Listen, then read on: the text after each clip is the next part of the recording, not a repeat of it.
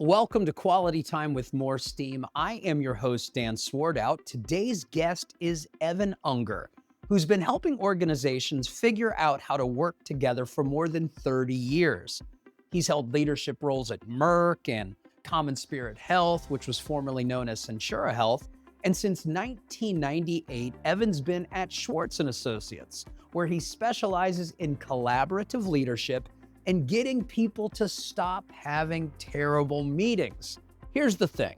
You can have brilliant continuous improvement tools, rock solid data, and a perfect project charter. You can have the best A3 or the most rigorous DMAIC process, but if you can't facilitate a room full of people with competing priorities, the improvement work can stall. Evan developed a framework called POPRA: Purpose, Objectives, Process, Roles, and Agreements. It gives structure to how you design and run meetings, workshops, and Kaizen events. It's about getting clear on why you're gathering people, what outcome you need, how you'll get there, who needs to be in the room, and what ground rules will keep things productive. That clarity is the foundation of effective collaboration in improvement work.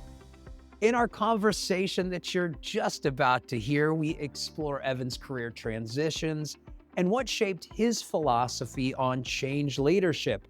We talk about adapting to virtual work, managing group dynamics when power and politics enter the room, and the personal practices that help him stay grounded while facilitating high-stakes conversations.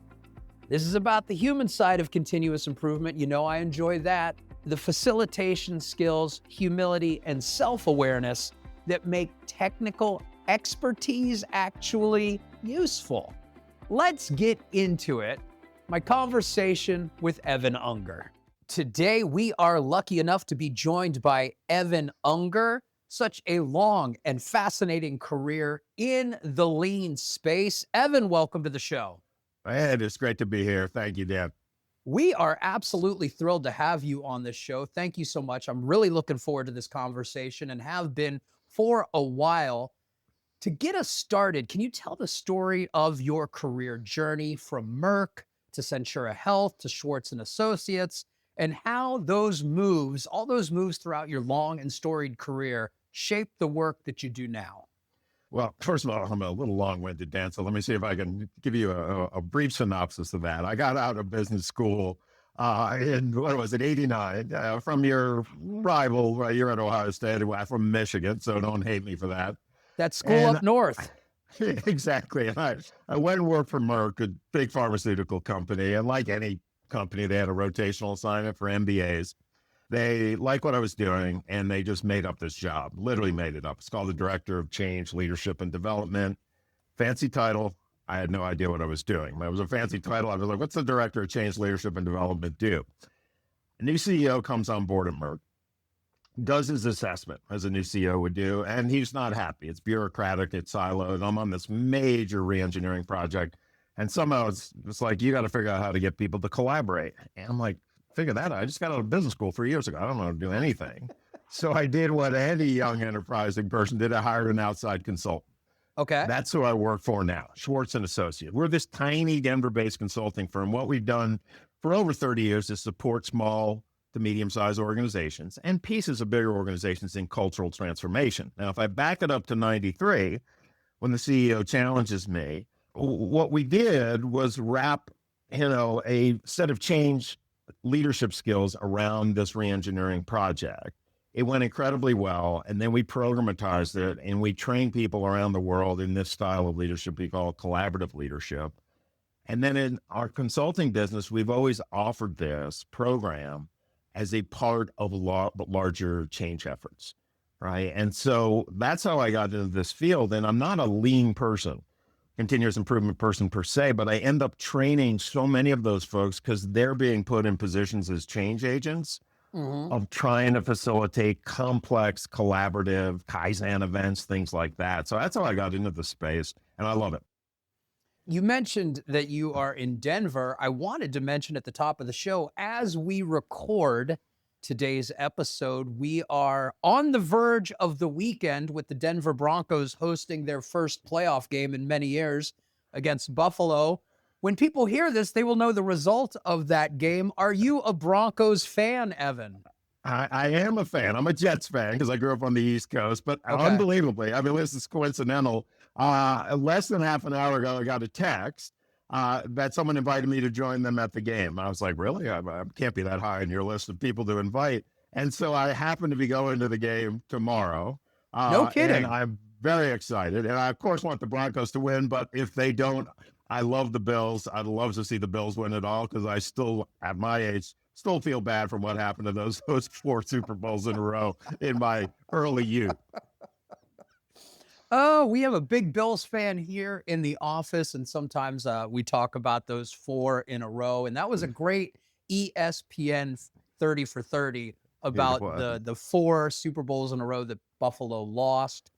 Evan, want to talk about some of the things you mentioned during your career journey. Looking back at your time at Merck, what's one transformation you were part of that really cemented your views on how change actually happens in big, complex organizations? Yeah, I mean, I think I go back a little further than you, right? I'll turn 62 in about 10 days. And so this big re-engineering project, back then, Michael Hammer was sort of the guru around re-engineering. And I also was trained in the, if you will, General Electric workout school of change and transformation, because my mentor from Michigan, he ran Crotonville for GE. So what we did is we used GE's change acceleration process to really help drive this re-engineering effort. Ended up saving the company millions of dollars. But what cemented it for me was just the pragmatics of GE workout and change acceleration process, which are all technologies. Workout, I guess you could think about it, it's sort of a Kaizen event back then in some ways. Right? I don't know if you're familiar. But the program went incredibly well. Merck loved it. And then we started training people in the style of leadership we were wrapping around that major re-engineering effort. So you went to Merck, from Merck to Centura Health. Yeah. And then eventually you walked away to become an outside consultant. What pushed you to take that leap? And how did being on the outside change the way you look at leading change for an organization, for the people on the inside? Well, so let's qualify walked away. Okay. I got let go. Okay. Let's be very clear. So I was only at Centura Health for a short period of time, and it's a bizarre story because let's get into it. I actually facilitated my own downsizing. So there was an effort across the organization to take a certain amount of money out. I was running, my title then was the Vice President of Change Leadership and Development, which they basically made up based on my title from Merck. They just switched some of the words around. And so I ended up facilitating a meeting of the senior team, and I was sitting in HR, and I was running a process where we were deciding what we were going to keep and not keep. I'm facilitating the meeting. My function, organization development, was eliminated. So walked away is a big word. Now, what my belief is, when you're an outsider versus an insider doing change and transformation, and you need both roles, they're both important. But outsiders can tell the client things. You as an insider would get fired if you told, the CEO that. And there's a place for that, because sometimes the consultant does need to get fired. But really good change and transformation has good outside consultants partnering with good internal change agents if you really want to drive change. But at the end of the day, it's internal people who actually make the change happen, right? I mean, but consultants can support them, but you need good insiders to drive transformation.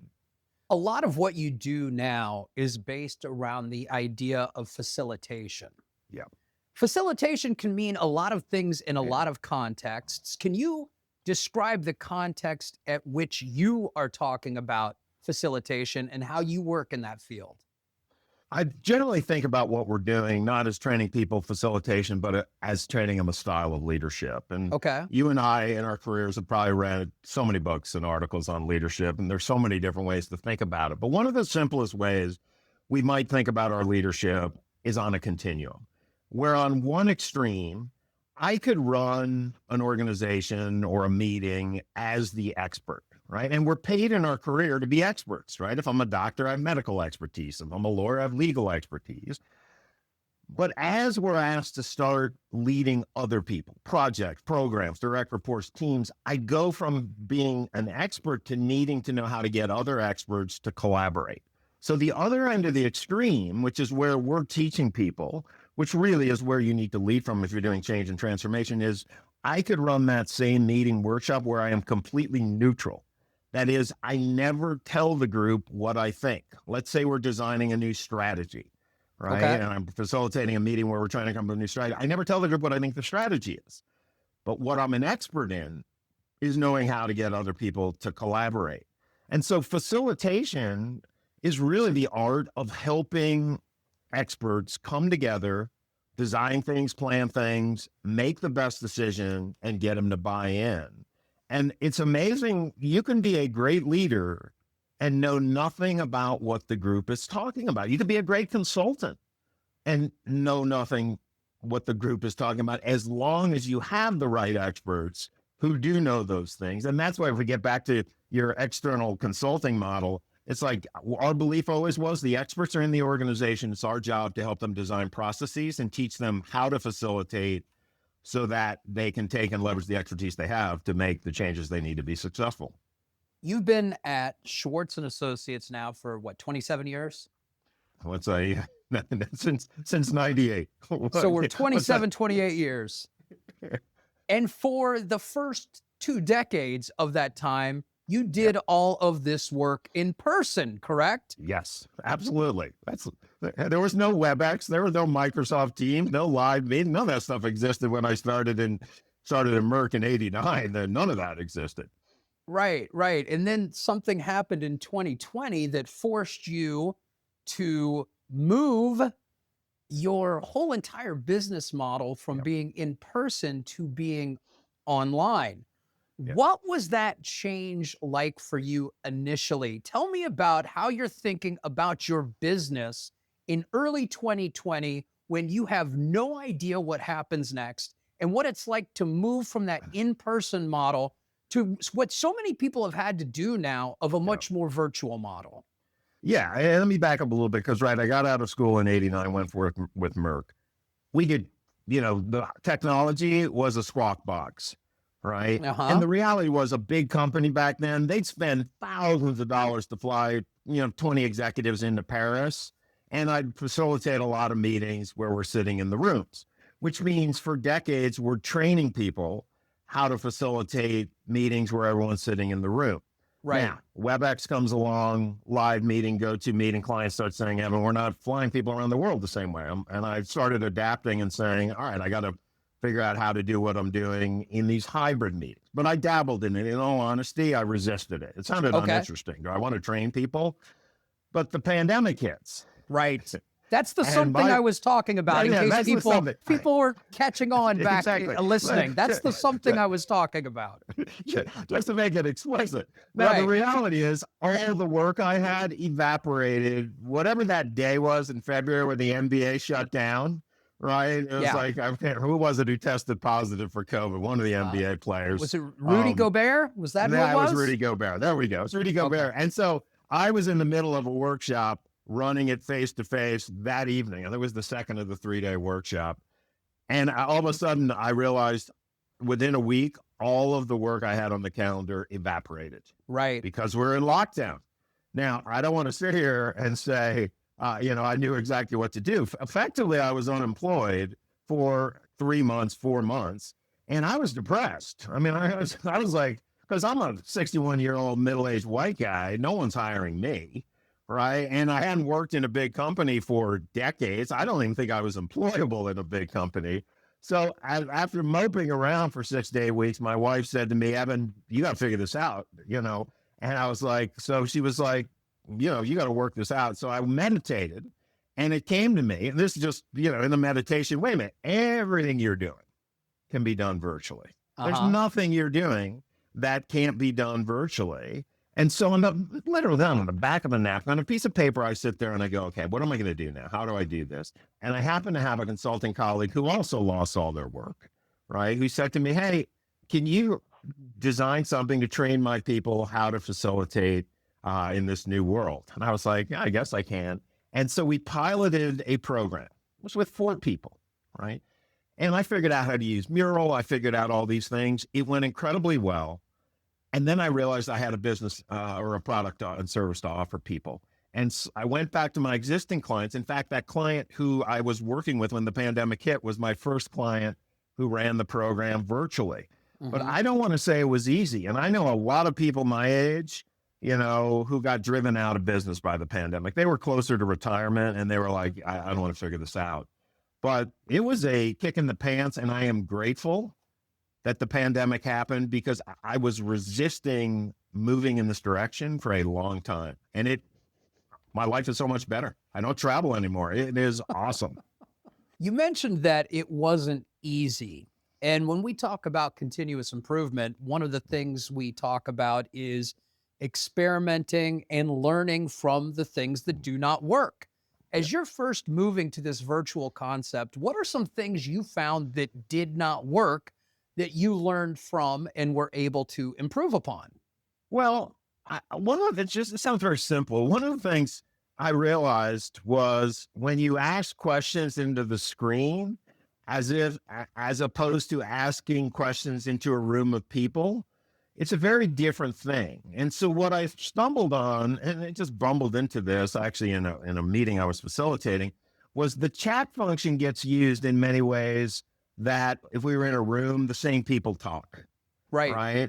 The same people chat. Right. And if I've got 12 people, 3 or 4 are doing all the chatting, you know, and everyone else is sitting there. And so it took me a while running these programs to realize I kept asking questions. I kept getting the same people talking, the same people chatting. So, and this is for your listeners, it's such a simple tool. Use the chat in a simultaneous fashion where instead of posing a question and just free-form chatting or free-form talking, what we ask people to do is prepare their answer in the chat, make them wait to submit it. Right? Literally, we're like, everyone has to have time to get a response in the chat to everyone. Raise your hand, raise reaction emoji, slow it all down. Now, this does a couple of things, right? And this got learned with trial and error. A, it holds space because everyone has to do something. B, people start seeing that people's hands are up, so they have to do something. And then C, when you put it in simultaneously, you're hearing from everyone. Right. And you may know, do you know the agile term HIPPO decision making? Has that ever come across your desk? It's like, yes, and I have a question about that later. Yes.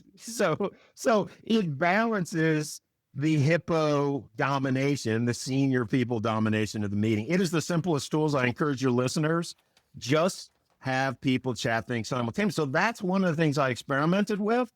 And it came from asking questions in the screen and people just, either the same people responded or nobody responded. I was going to ask this question later on, but this is a perfect segue for it. HIPPO, for people who don't understand that acronym, highest paid person's opinion. Explain to everyone what that is. So I don't even probably need to explain it because we've all been there, right? We've all been in the meeting. Well, the middle-aged white guy like me, let's say, right? I'm the senior vice president. I'm the highest paid person. I think I'm the smartest person in the room. I'm intimidating. I scare the poop out of everyone. And I come in, and this is when we come back to where if you come into a meeting as the expert, leading from your opinion, you are going to suppress conversation.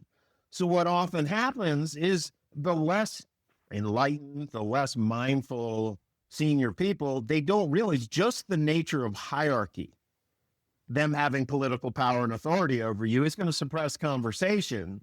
So the HIPPO is the senior person in the room. And often we know this, it's the most junior person in the room closest to the work. They may be an introvert. They may be speaking on a global team, English as a second or the third language. They may be a person of color who has exactly the expertise to help the HIPPO make the right decision. But people don't know how to hold space, manage the HIPPO so that all those ideas get put into the conversation to help the HIPPO make the better decision. And that's what we're teaching people to do, how to hold space. So the HIPPO is the senior person who scares the poop out of everyone and no one says a word. And you, as a good collaborative leader, have to know how to manage hippos and hold space for people. So when you walk into a meeting and you see the HIPPO effect, politics, disengagement, what are some moves you do initially to change the tone? When you walk in and you sense those dynamics, what are some things you do right off the bat to change the tone when you see those things in a meeting? That's a little tricky because most of a high stakes meeting is what you do before you ever get there. Okay. Now, often when I got called in to work with a HIPPO or a senior person, usually their complaint was, I don't like the way my team's working. And I'd, of course, meet with them, talk to them, get their sense of their vision of what they would like, what's not working. And then the first thing I'm going to do is an assessment, right? And I'm going to get their permission. Like, can I go talk to your team? Can I let's get agreed on the questions we're going to ask. And usually they're simple questions. What's working on the team? What's getting in the way? What are the top 3 things you would recommend we do differently to be more effective? And what's feedback you'd like to give the HIPPO, the boss? And I'd go off and I do an interview of their direct reports, their peers, like a 360, right? Okay. And then I would come back and I would meet with the senior person and say, it's basically holding up the mirror. Let's read this together. What's this mean to you?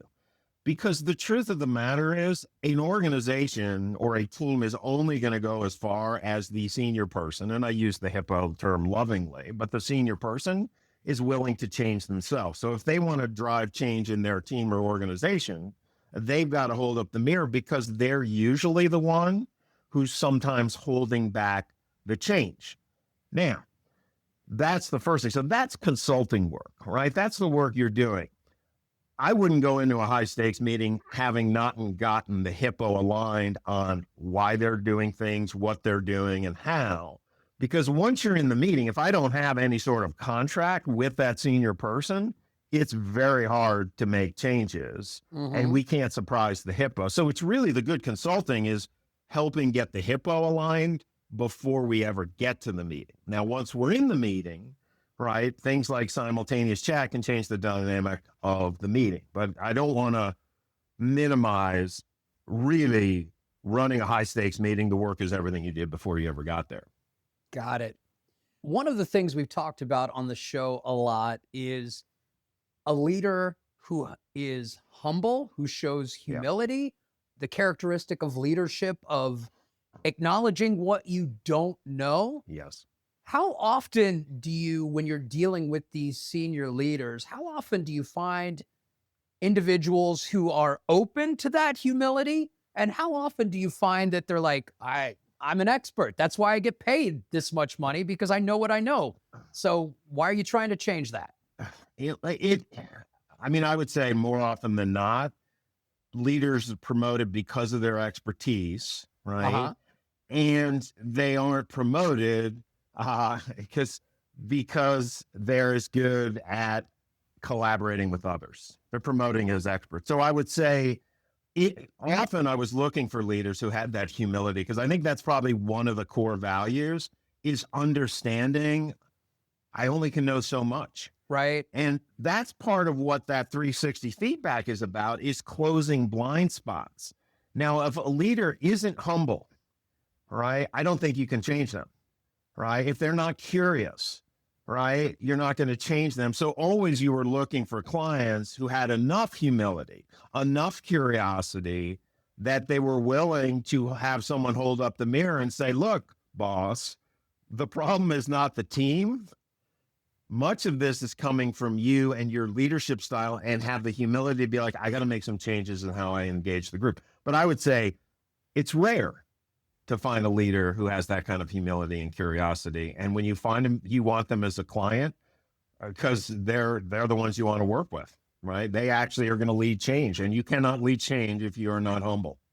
Evan, that is fantastic. I love how this piggybacks on some of our previous discussions on the show, and I'll drop a couple of those shows in the show notes, as well as information related to you and how people can contact you, your LinkedIn page.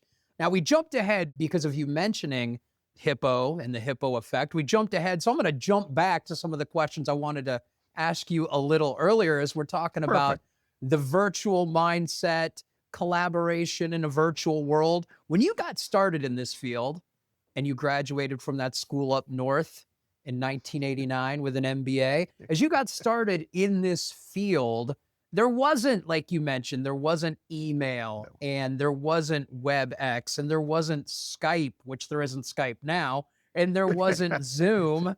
So what did collaboration look like back then before all of these modern tools? Well, I mean, what we're teaching is very much the same thing, and the platforms have changed.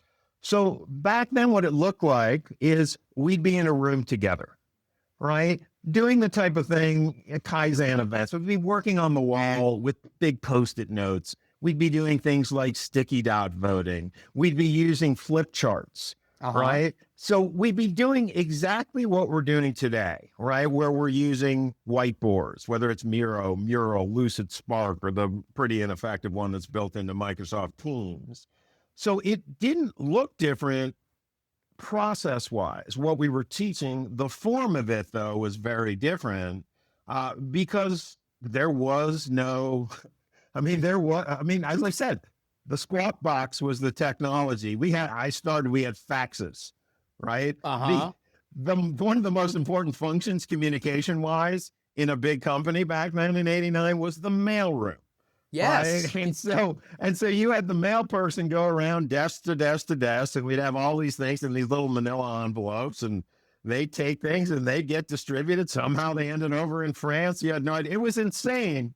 For those of you who are listening and not watching, Evan made the wind-up motion with the manila envelopes. If you remember those envelopes, you had to tie a little string around a little knob to close up the envelope to send it off to someone else in the office. I just wanted to make sure that those who are listening and not watching know that Evan did that, because that was phenomenal. That was so evocative of what it was like being in that time and place. All right, your younger listeners will have no ability to envision what that looks like, because I go back when we were teaching people how to facilitate, we were using VHS, right? And people were like, what's a VCR? I mean, we're going back a long way. I don't have email till 94. Right. And so, but the form of the leadership was the same, right? The skills we were teaching were the same. But the truth of the matter is, nothing replaces a face-to-face meeting. It really doesn't, right? We lose, sitting in these little tiles we're in, we lose so much human information that just what's happening below the waist. But it just was the same thing, but we didn't have all these platforms to support us do things that are slick. But I'm not sure there are really differences beyond the platforms themselves. And that's a pretty amazing thing to say. Facilitation, people think about it, and I think a lot of people probably think they're better at it than they are. What is the biggest mistake that you see facilitators make? What is the biggest mistake? What are they doing wrong and maybe not even knowing it? Well, there's so many things we could unpack there. The first mistake, and let me just sort of frame a few things, right? For 33 years of doing this, I've asked clients two questions. Okay. One, how many meetings are going to take place in your organization today, right? And that's going to be based on the size of an organization. Merck, they have 75,000 people. Someone's going to tell me, I think we're going to have 200,000 meetings today, right? They'll do the math. Who knows what the answer is? The second, and so that question is merely an artifact of how big a company is, right? Okay. The second question I've asked for over 33 years is, what's the average effectiveness of a typical meeting you attend? And having asked that question 6,000 times, I have no idea. I would say 90% of the time I get a number 60% or lower. And so many times people tell me the meetings are 30%, 40% effective. And I sit here with clients and I say, let's do a little math together, right? You're going to run, let's say 200,000 meetings. I'll give you the high bar of 70%. Nobody ever says that. This is a massive productivity loss to an organization, right? They literally run so many bad meetings. And the mistake to your question is, so many meetings should not be allowed to happen. Okay. Right? They just should not be allowed. So the first mistake facilitators make is they have a meeting that really didn't need to be a meeting. right? I And have then to once say, you have a meeting, we talk about how you deal with that. Go Evan, ahead, I Dan. think what you just said is music to people's ears. Meetings that should not even be taking place. I think people listen to that and saying, that's the best thing I've heard on a podcast all week. I mean, look, the metaphor we might use for running a Kaizen event, a workshop, a strategic retreat is the metaphor of a plane flight, right? I'm in Denver, right? Where am I flying into? Am I flying into Cleveland? Am I flying into Cincinnati? Where am I You're flying? flying into John Glenn Airport right here in Columbus, Ohio. Okay, so I'm flying to Columbus. I ran a retreat there years ago. So 3 parts to that meeting, right? 3 parts to that Kaizen event. 3 parts to running a task force. Takeoff, which doesn't take a ton of time. I flew back from Tucson 2 days ago. I timed it. Took 37 seconds from the time the jets got hit and takeoff. Doesn't go well, we're dead, right? It's the same thing on our meetings. It's the same thing on our projects. It's the same thing in our Kaizen event. Takeoff is everything. And that's where things go wrong, is on takeoff. Now, most of the flight, Dan, is going to be getting from Denver airspace to you. Planes don't come flying out of the air once we get them up there, generally. I mean, the second place we have plane crashes on landing. So the real mistake people make is they have meetings where they're not clear why we're having a meeting and what we're trying to get done. They don't know the destination is Columbus. And if I don't know the destination is Columbus, I'm going to end up, down at DFW in Dallas-Fort Worth. And so really what we're trying to teach you is the discipline. Before you ever get to that meeting, you better have a darn good reason. And then when you're in the meeting, you got to get the group clear on some fundamental questions. And so that's one of the 5 core things we're teaching people. And that's the biggest mistake. Shouldn't have a meeting, right? Most meetings should not be allowed to happen. Again, I think people love to hear that, Evan. You've worked with teams all over the world, the United States, Europe, Asia, South America, all over the world. Can you share a moment when a cultural difference in how people make decisions forced you to adjust your usual approach? Well, it's interesting you say that, right? Because I'm not the most culturally sensitive person, as your listeners may already hear, right? I may be a walking, talking microaggression for all I know, if I even know what those things are. So I've always said to people, the type of leadership we're teaching is independent of culture. Okay. It's independent of industry.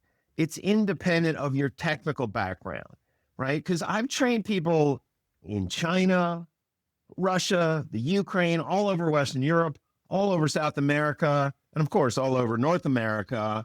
And my experience has been when you're operating as a neutral process leader, right?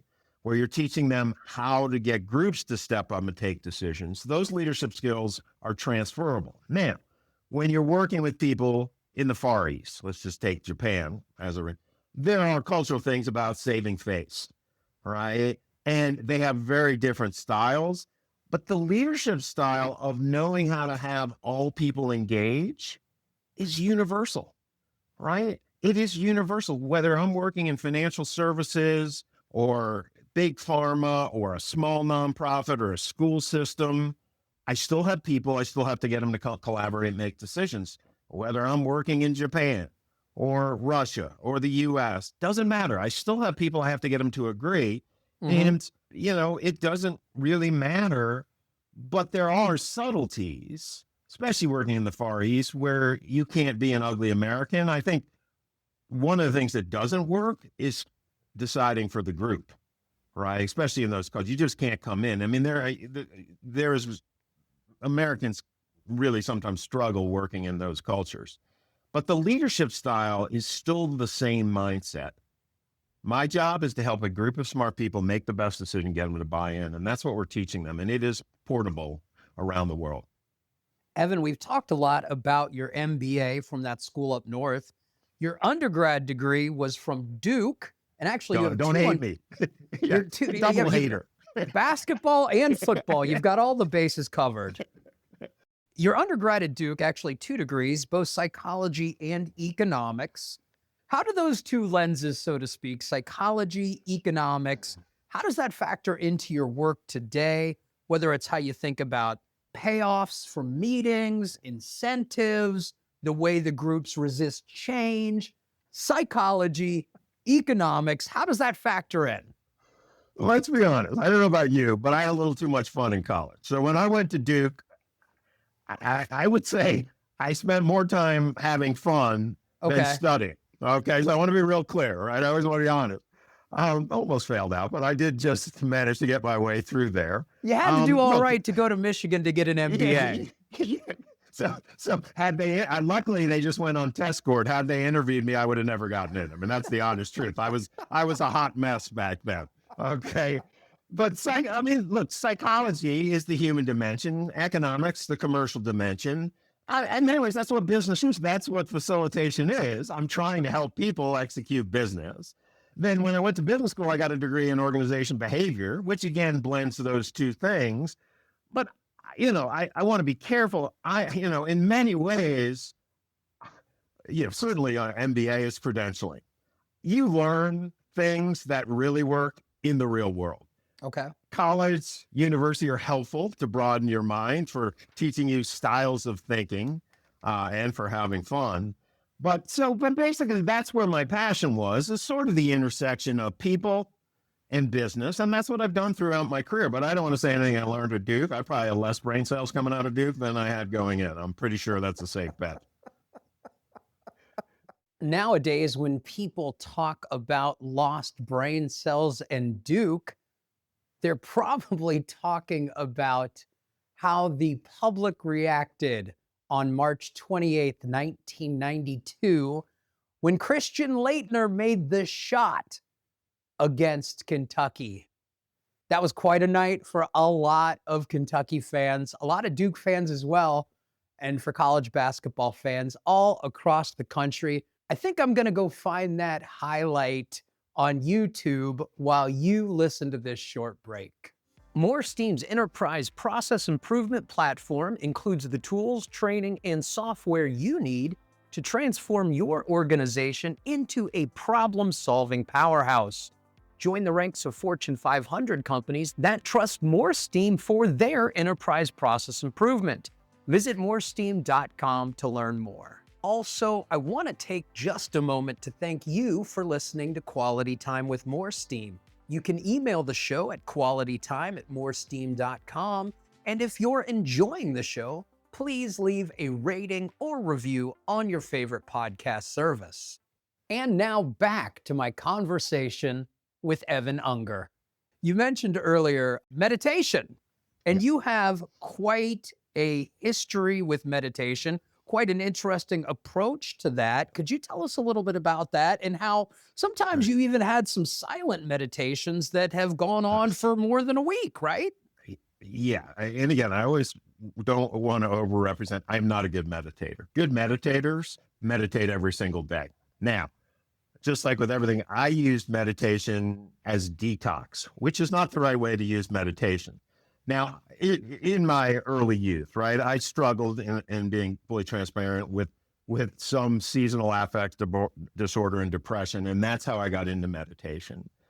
When I was traveling in India in '95, I was sitting in a guest house with a couple of women, and they were talking about some meditation course. And I had just taken a 10-day meditation course up in Dharamsala, where the Tibetan Buddhist community is. And I realized it's really hard to sit for 30 minutes. These two women, what they were saying was, we had to sit still for an hour without moving. And I was like, that's not possible physically. And so that was back in '95. In '98, when I got laid off from Centura Health, again, went in a little bit of a funk, I went off and I was bemoaning my fate with a colleague of mine, having a few cocktails. And I was, she said to me, all right, enough with the complaining, go do something about it. So I went home that night, a little intoxicated, Googled, I couldn't remember the name of the meditation technique, which is Vipassana meditation. And there are different forms of Vipassana. I signed up that evening, somewhat inebriated, for a meditation that started 2 weeks later. The morning I woke up, I was like, what have I done? 2 weeks later, I'm in a retreat center in California. I got there late. I didn't know what was going on. Next thing I know, it's dead silence for 10 days, right? It was the most powerful thing in my life. I stopped drinking. I stopped eating meat. It really transformed my life and it transformed my consulting. because it helped me see how reactive I was. And so I had done a 10-day silent meditation retreat every year from 98 through right up to the pandemic. In fact, I was in a meditation retreat in February 2020, or right before the pandemic. Now, again, full disclosure, not a good meditator. I was going there every year to detox the unhealthiness of the way my mind works. I have not been to a retreat since the pandemic because my business took off. It's hard to take 10 days of silence. But one of the advice I would always encourage young people, go do a 10-day silent meditation, right? It trains the mind to start observing the outside world and not be reactive. And we cannot control the outside world. The world is chaos.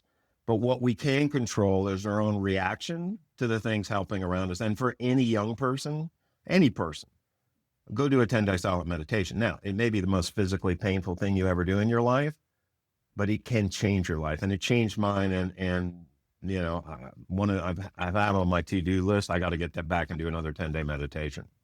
How has the meditation affected your approach to leadership? And what can, even if somebody doesn't meditate and they don't want to go do the meditation retreat, what is something that you can impart based on your own experiences with the meditation? I mean, it is hard because without meditating yourself, you can't get any of the benefits. And in all honesty, I am not an everyday meditator, so I'm not getting the benefits that I could. Now, what I can impart, and that's what we're often teaching people, is helping people not be so reactive when things happen, right? And our direct reports are going to do things we don't like, right? They are. Now, we could get furious. We could get angry about it, right? That doesn't make it better, right? Because then we're going to go back, we're going to do things we regret. And so I think part of what, as a consultant, I often did was helped, even if they didn't do meditation, clients be able to be more, this comes back to humility, self-observant and less reactive. And when we're not embroiled in anger, fear, right, we have more resources, more choices to make. And so really that is the art of leadership. I think at the end of the day is what did they say? Who was it? Know thyself. You know, what famous Greek person said it? There's other yogis who said it. It is really the ability to go inside and be aware of what's happening, right? That is really the humility of knowing I can't change those outside world. I can't change my employees, but I can change my reaction to what's happening there. And that really, I think, is the art of leadership, is, you know, knowing how to go inside and not react to things in a way that makes things worse. Evan, I think that is a perfectly profound way to close out the episode. That was fantastic. Thank you so much. Before I let you go, one, I know we've barely scratched the surface, so I'd love to have you on the show again sometime in the future. If you would like to join us again, this has been fantastic. And two, is there anything that we have not touched on yet that you would like to cover or mention or share some knowledge? I mean, as long-winded as I am, no. Otherwise, I'd have this podcast going way too long. All I'd invite people, if they were interested in learning this style of leadership, you'll probably have in the show notes my LinkedIn page. Jump on my landing page, reach out to me. We love what we do. And I feel blessed that I get to teach people something that I think is so fundamental and so pragmatic. So I'd love your listeners, if they were interested, to reach out to me. I always knock a ton of money off for people who, from a first client, because I know if they try it, they're going to want to use it to drive change and transformation in their, you know, Kaizen events, in their continuous improvement events, because that's what we're doing, is really training change agents, the art of leadership. So reach out to me. I'd love to hear from your listeners. You didn't answer my first question, Evan, of whether you'd join the show again sometime in the future. You skipped right over that. You skipped right over that. I'm surprised you're asking, because at this point, I'm sitting here going, I hope you don't have too many listeners. Some of my clients right now may be thinking, what is this person actually has done in their life? I thought he wore a suit and was a corporate stiff. And so, yes, I'd be delighted to do that if you will have me. Excellent, excellent. Evan Unger, thank you so much. Of course, I'll put your information into the show notes. Enjoy your time at the game tomorrow. I will not edit in a they won or they lost. That is going to be for the listener to decide.